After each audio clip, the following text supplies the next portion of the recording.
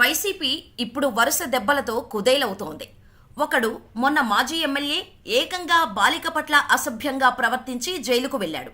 ఇప్పుడు ఏకంగా వైసీపీలో కింగ్ ఆఫ్ ద రింగుగా వెలుగొందిన ఎంపీ విజయసాయిరెడ్డిపై ఓ ఫిర్యాదు యావత్ ఏపీ పాలిటిక్స్ ని షేక్ చేస్తోంది. అదేమంటే ఏపీ దేవాదాయ శాఖ అసిస్టెంట్ కమిషనర్ శాంతిపై ఆమె భర్త మదన్ మోహన్ సంచలన ఫిర్యాదు చేశారు.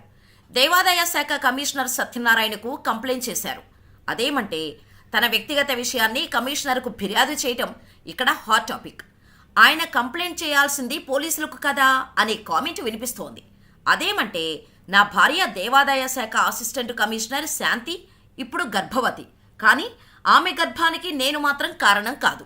అందుకు కారణం వైసీపీ ఎంపీ విజయసాయిరెడ్డి, గవర్నమెంట్ లాయర్గా ఉన్న సుభాష్ లేనని నా అనుమానం. నా భార్య అక్రమ సంతానానికి తండ్రెవరో దయచేసి చెప్పాలని కమిషనర్కు ఫిర్యాదు చేశాడు భర్త మదన్ మోహన్. దీంతో వైసీపీ ఎంపీ గతంలో దేవాదాయ శాఖ అసిస్టెంట్ కమిషనర్గా ఉన్న శాంతితో కూడిన ఫోటోలు ఇప్పుడు సోషల్ మీడియాలో హల్చల్ చేస్తున్నాయి. అంతేకాదు, ట్విట్టర్లో వైసీపీ నేత విజయసాయిరెడ్డి పెట్టిన పోస్టులకు తరచూ శాంతి రిప్లై ఇచ్చేవారు. అవి కూడా వైరల్గా మారాయి. అయితే రిప్లైలు ఇచ్చినంత మాత్రాన ఆమె తప్పని కాదు. కానీ ఒక వర్గం విజయసాయిరెడ్డిని టార్గెట్ చేస్తూ మహిళాధికారిని మధ్యలో అవమానీయంగా క్యారెక్టర్ను దెబ్బతీస్తున్నారనే కామెంట్స్ కూడా వినిపిస్తున్నాయి. అయితే ఇప్పటికే శాంతి సస్పెన్షన్కు గురయ్యారు. గతంలో ఆమె తమకు మనశ్శాంతి లేకుండా చేస్తున్నారని మూకుమ్మడి సెలవులు పెట్టి నిరసన తెలిపారు. దీంతో ప్రభుత్వం సీరియస్గా తీసుకొని నోటీసులు జారీ చేసింది. తర్వాత సస్పెన్షన్కు గురయ్యారామె. ఇప్పుడు భర్తే నా భార్యతో విజయసాయిరెడ్డి, లాయర్ సుభాష్లతో అక్రమ సంబంధం ఉందని ఫిర్యాదు చేయటం హాట్ టాపిక్ గా మారింది. ఇంతవరకు విజయసాయిరెడ్డిపై ఇల్లీగల్ వ్యవహారాలతో లింకు ఉన్నట్టు ఎక్కడా రూమర్స్ కూడా రాలేదు. చాలా మంది వైసీపీ నేతలపై ఇలాంటి కామెంట్స్ గతంలోనే వినిపించాయి. అనైతిక పనులు చేస్తూ సీనియర్ లీడర్లు కూడా అబాసు పాలయ్యారు. ఇప్పుడు ఏకంగా విజయసాయిరెడ్డి పేరు రావటం చర్చనీయాంశమైంది. ఆయన చాలా హుందాగా ఉంటారనే పేరు ఉంది. కానీ శాంతి భర్తే కంప్లైంట్ చేయటంపై ఇప్పుడు కలకలం రేగుతోంది. వాస్తవానికి ఈ ఫిర్యాదుపై కమిషనర్ చేయడానికి ఏమీ ఉండదు. ఈ వ్యవహారం పోలీసులు లేదంటే కోర్టులు తేల్చాల్సిన విషయం. అయితే దేవాదాయ శాఖలో పనిచేస్తుంది కాబట్టి తన భార్య పై ఉన్నతాధికారికి ఫిర్యాదు చేశారాయన. ఎందుకంటే ఆయన విదేశాల్లో ఉన్నప్పుడు శాంతి గర్భవతి అయింది. నేను దేశంలోనే లేను, అలాంటప్పుడు నా భార్య గర్భం ఎలా దాల్చుతుంది? ఆమెకు విజయసాయిరెడ్డి, సుభాష్లతో ఎఫైర్ ఉంది. వారిలో ఆమె కడుపులోని తండ్రి ఎవరో తేల్చాలి. అంతే తప్ప తాను మాత్రం తండ్రిని కాదని తెగేసి చెప్పారు. వాస్తవానికి ఈ విషయాన్ని కమిషనర్ సీక్రెట్గా ఉంచాలి, అంతర్గతంగా విచారణ చేయాలి. కానీ ఇది కాస్త ఆయన మీడియాకు లీక్ చేశారు. జనమంతా వినేటట్టు ఇప్పుడు ఫిర్యాదు చేసినట్టేంది. కానీ ఈలోపే శాంతి ప్రెస్ మీట్లో క్లారిటీ ఇచ్చారు. నాకు మదన్ మోహన్కు 2013లో పెళ్ళైంది. అప్పటికే నేను లా చదువుతున్నాను. 2014లో నేను గర్భం దాల్చాను. 2 కవల పిల్లలు పుట్టారు. అప్పటికి నా లా పూర్తి కాలేదు. సెంట్రల్ గవర్నమెంట్ జాబ్ చేస్తున్నా. నా భర్తతో కలిసి విదేశాల్లో చదువుకునేందుకు గిరిజన సంక్షేమ శాఖ పరిధిలోని విదేశాల్లో విద్యకు సాయం చేసేందుకు అప్లై చేసుకున్నా. మదన్ మోహన్ సెలెక్ట్ అయ్యారు. అయినప్పటికీ కేంద్ర ప్రభుత్వ ఉద్యోగి. నేను మాత్రం ఎంపిక కాలేదు. ఆ తర్వాత ఆయన నన్ను చాలా ఇబ్బంది పెట్టారు. పిల్లలయ్యాక నన్ను వేధించారు. తర్వాత చదువు కోసం విదేశాలకు వెళ్లారు.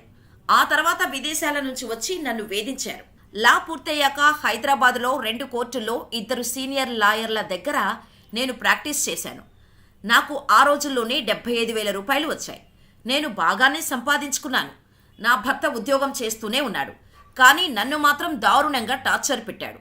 ఇంతలో బ్యాక్లాగ్ వేకెన్సీకు నోటిఫికేషన్ వస్తే నేను గ్రూప్ 1 ఎగ్జామ్కు ప్రిపేర్ అయ్యాను. నా అదృష్టం కొద్దీ ఎంపికయ్యాను.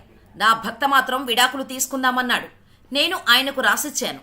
నాకు ఆయన విడాకుల పత్రం రాసిచ్చాడు. కానీ లీగల్గా తీసుకోలేదు. నా 2 పిల్లలను కలిసేందుకు కూడా నేను అంగీకరించాను. ఆయన వచ్చి పిల్లలను కలుస్తున్నాడు కూడా. ఇంతలో నాకు గ్రూప్ 1 ఎగ్జామ్ వచ్చింది. తర్వాత నాకు మొదటి పోస్టింగ్ విశాఖలో వచ్చింది. అక్కడే నాకు గవర్నమెంట్ లాయర్ సుభాష్ పరిచయం అయ్యారు. మా కష్టాలు ఒకరికి ఒకరం చెప్పుకున్నాం. ఆయనకు నేను దగ్గరయ్యాను. కానీ లీగల్గా విడాకులు తీసుకోవాలి. విడాకులు లేకుండా పెళ్లి చేసుకోవడం బాగోదన్నారు. దాంతో నేను మా ఆయన ఇద్దరం కలిసి 2023 ఏప్రిల్లో కోర్టులో అప్లై చేశాం. ఇంకా లీగల్గా విడాకులు రాలేదు. కానీ నేను సుభాష్ దగ్గరయ్యామని చాలా క్లియర్గా చెప్పారు శాంతి. నా భర్తకు ఇప్పుడేమైందో తెలీదు. నేను ఆయనకు 30 కోట్ల రూపాయల ఆస్తి సంపాదించి పెట్టాలని డిమాండ్ చేస్తూ వచ్చాడు. నా ఉద్యోగానికి అంత సంపాదిస్తానా నేను? నా జీతం కేవలం 58,000 మాత్రమే. ప్రొబేషనరీ పీరియడ్లో ఉన్నాను. ఇక నాకు విజయసాయిరెడ్డికి లింకు పెట్టాడు. ఆయన వయసు 68 ఏళ్ళు, నా వయసు 35 ఏళ్ళు. అంత పెద్ద వ్యక్తితో నాకు అక్రమ సంబంధం అంటగడతారా? నాకు ఉద్యోగరీత్యా మొదటిసారి నేను విజయసాయిరెడ్డిని కలిశాను. దేవాదాయ శాఖ పరిధిలోని ప్రేమ, సమాజం, భూమి విషయంలో నేను పోరాడాను. అప్పుడే నాకు విజయసాయిరెడ్డి పరిచయం. మా రాయలసీమలో ఆడపిల్లలు బయటకు వెళ్లరు, నాయకులు తెలీదు. మొదటిసారి నేను అంత పెద్ద నాయకుడిని చూశాను. ఆయనతో భూమి విషయంలో ప్రభుత్వ వ్యవహారాల్లోనే మాట్లాడాను. ఒక గిరిజన మహిళను కాబట్టి ఇలా తప్పుడుగా రాస్తారా? ఎరుకుల కులంలో పుట్టిన నేను ఉద్యోగం చేయొద్దా? పని చేసుకోకూడదా? అంటూ కన్నీటి పర్యంతమయ్యారు సునీత. గిరిజన మహిళను కాబట్టే నన్ను టార్గెట్ చేశారు. 100 కోట్లు సంపాదించానని ఆంధ్రజ్యోతిలో రాశారు. అందులో 35 కోట్లు మదన్ మోహన్ అడుగుతున్నారు. నన్ను ఒక అధికారి చేయి పట్టుకొని తప్పుగా ప్రవర్తిస్తే ఎవడేవురా నువ్వు అని నిలదీశాను. అతని మీదే ఇసుక పోశాను. తప్పుగా ప్రవర్తిస్తే మీరు మాత్రం ఊరుకుంటారా అంటూ శాంతి కన్నీళ్లు పెట్టుకున్నారు. నా మీదే ఇష్టం వచ్చినట్టుగా వార్తలు రాస్తున్నారు. కక్ష కట్టి సస్పెండ్ చేయించారు. సస్పెన్షన్లో ఉన్న నేను సిటీ దాటి వెళ్ళొద్దని ఆదేశించారు. నా భర్త డబ్బు కోసం ఇలా నా పరువు తీసేందుకు విజయసాయిరెడ్డితో లింకు పెట్టారు. నాకు ప్రభుత్వ ప్లేడర్కు స్నేహం ఉంది. మేము దగ్గరయ్యాం. కానీ ఇలా తప్పుడు వార్తలను ఎవరో చెబితే మీరు రాస్తారా? కనీసం నా వివరణ కూడా మీరు తీసుకోలేదు. ఎవరికి ఇష్టం వచ్చినట్టు వారు రాశారు. ఇది నా క్యారెక్టర్ను దెబ్బతీసేందుకు ఇలా చేశారని ఆరోపించారు శాంతి.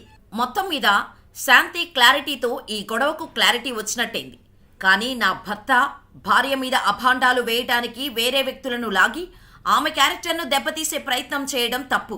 కావాలంటే ఆమెతో పోరాడాలి, లేదంటే మరో విధంగా ఫిర్యాదు చేయొచ్చు. కానీ 2 ఆడపిల్లల తండ్రైన మదన్ మోహన్ భార్యను అవమానించేందుకు ఇలా గర్భం దాల్చిందనే కారణంతో రోడ్డున పడేయటం చాలా దారుణమైన విషయమని నెటిజన్స్ కామెంట్స్ చేస్తున్నారు. మరి ఈ వివాదం ఎటువైపు వెళ్తుందో చూడాలి. కాకపోతే విడాకులు లీగల్గా ఇంకా రాలేదు కాబట్టి నా భార్య అంటున్నాడు. కానీ శాంతి మాత్రం మేము విడాకులు తీసుకున్నట్టుగా రాసుకున్నాం. నా భర్త కూడా రాసిచ్చాడు. కారు, ఇల్లు, డబ్బు, బంగారం విషయంలో మేము పంపకాలు చేసుకున్నాం. కానీ విడిపోయి ఉంటున్నాం. ఇప్పుడు నేను సుభాష్కు దగ్గరయ్యానని చెప్పారు శాంతి. కానీ విజయసాయిరెడ్డిని ఇరికిస్తే విషయం పెద్దదవుతుందని, నా వ్యక్తిగత జీవితాన్ని నాశనం చేయాలనే ఉద్దేశంతో ఇలా చేస్తున్నాడనేది శాంతి ఆరోపణ.